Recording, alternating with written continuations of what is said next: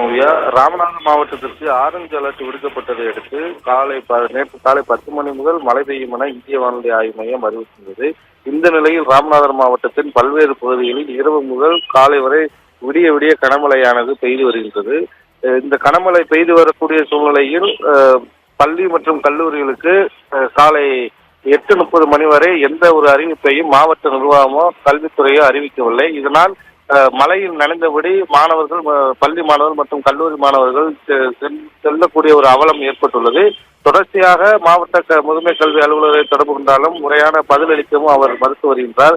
ஏற்கனவே ராமநாதபுரம் மாவட்டத்தில் மழை பெய்தால் அந்தந்த பள்ளி தலைமை ஆசிரியர்கள் அந்த சூழ்நிலைக்கு ஏற்றவாறு விடுமுறை அறிவித்துக் கொள்ளலாம் என்ற ஒரு நிலை உள்ளது. அதன் அடிப்படையில் தற்போது பெய்து வரும் இந்த மழையின் காரணமாக சம்பந்தப்பட்ட பள்ளிகளின் நிலையை கருத்தில் கொண்டு அந்த பகுதியில் பெய்து வரும் மழையை கருத்தில் கொண்டும் விடுமுறைகள் அறிவித்து விடலாம் என்று மாவட்ட நிர்வாகமும் கல்வித்துறையும் தற்போது அறிவித்துள்ளது. இந்த தாமதமான அறிவிப்பால் கடுமையாக ஆசிரியர்களும் பள்ளி மாணவர்களும் பாதிக்கப்பட்டுள்ளார்கள். தொடர்ந்து இரவு முதல் கனமழை பெய்து வரக்கூடிய சூழ்நிலையில் இந்த அறிவிப்பினை முன்கூட்டியே அறிவிக்க வேண்டும் என்று பெற்றோர்கள் கோரிக்கை விடுத்துள்ளார்கள்.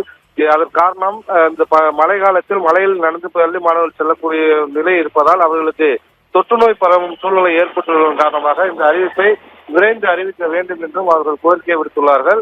தற்போது ராமநாதபுரம் மாவட்டத்தின் பல்வேறு பகுதியில் தொடர்ந்து மழையானது பெய்து வருகின்றது. ஓவியா.